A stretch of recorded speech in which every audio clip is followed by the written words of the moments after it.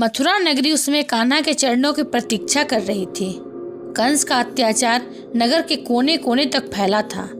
जहां एक ओर राजपथों पर सोने चांदी की चमक थी, वहीं दूसरी ओर जनमानस का हृदय भय और पीड़ा से भरा था।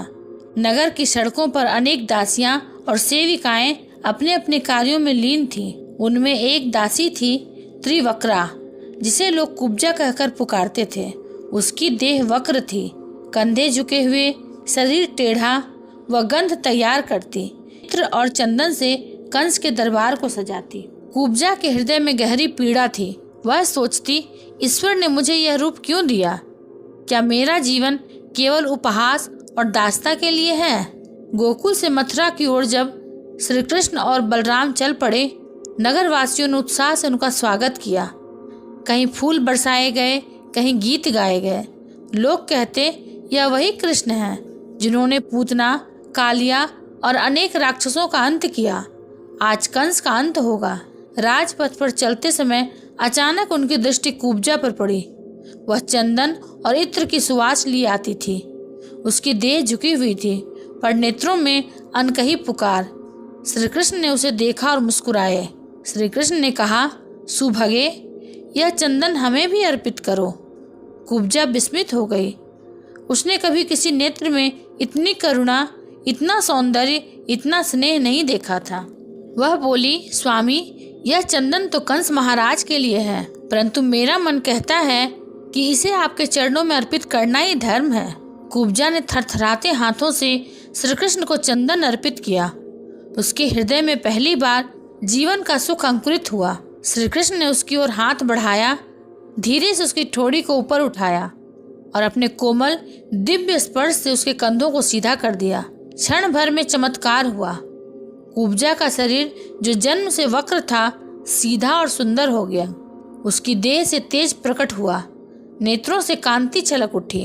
वह अब केवल त्रिवक्रा नहीं, बल्कि दिव्यांगना बन चुकी थी। कुब्जा विस्मित होकर बोली, प्रभु, यह क्या हुआ? यह कौन सी लीला है? आपने मुझे वह दे दिया जिसकी मैंने कभी कल्पना भी नहीं की थी। श्री कृष्ण ने मुस्कुराकर कहा, देवी, यह केवल तुम्हारे भाव का फल है। तुमने शुद्ध हृदय से हमें अर्पण किया और हम तुम्हारे दोष मिटाकर तुम्हें सुंदरता ही नहीं, आत्म मुक्ति भी देंगे। कुब्जा ने हाथ जोड़कर निवेदन किया, प्रभु, आप मेरे घर पधारें। मेरे जीवन का सबसे बड़ा धन्य क्षण वही होगा। मैं आपकी सेवा करूंगी। श्री कृष्ण ने स्नेह से कहा, अवश्य, उचित समय पर हम तुम्हारे घर आएंगे, क्योंकि भक्त का घर ही हमारा मंदिर है। यह वचन सुनकर कुब्जा का हृदय प्रेम से भर गया। उसका जीवन जो अब तक उपहास का पात्र था, अब भक्ति का दीप बन चुका था। बलराम ने मुस्कुराकर पूछा, कृष्ण, यह कैसी अद्भुत लीला थी? केवल एक स्पर्श से उसका रूप बदल गया। कृष्ण ने उत्तर दिया, भैया, संसार में विकलांगता या वक्रता केवल शरीर की नहीं होती, मन और आत्मा भी वक्र हो सकते हैं। कुब्जा का मन निर्मल था, पर उसका शरीर वक्र था। जब भक्त अपने भाव से ईश्वर को अर्पित करता है, तो ईश्वर उसके जीवन की सारी वक्रताओं को सीधा कर देते हैं। बाद में जब कंसवध की महालीला संपन्न हुई, मथुरा में आनंद छा गया, पर कुब्जा अपने घर में श्री कृष्ण की प्रतीक्षा करती रही। वह प्रतिदिन पुष्प सजाती, दीप प्रज्वलित करती और गंध बनाती।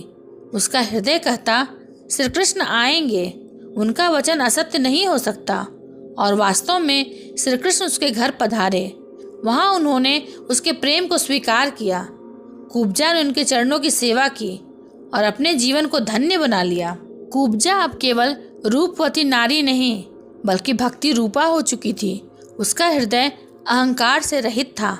उसने जाना, ईश्वर के लिए रूप या वंश कुछ भी मायने नहीं रखता, केवल भाव ही मायने रखता है। श्री कृष्ण ने मथुरा को कंस के भय से मुक्त किया, परंतु कुब्जा को उसके आत्मग्लानि और अपमान से मुक्त किया। और यही थी कुब्जा उद्धार लीला, जहाँ एक विकलांग दासी से बनी उपहास की मूर्ति भगवत स्पर्श से बन गई भक्ति रस की प्रतिमा। श्री कृष्ण मुस्कुराते हैं, अपनी बांसुरी बजाने लगते हैं। समुद्र की लहरें शांत हो जाती है और संध्या का आकाश सुनहरी आभा से भर उठता है। दोनों भाई मौन में बैठे हैं, मानो सृष्टि का रहस्य उनके हृदय में उतर आया हो। यह संवाद हमें यह सिखाती है कि धर्म के बिना करुणा अंधी है और करुणा के बिना धर्म कठोर है। धर्म और करुणा का संतुलन ही जीवन का मार्ग है।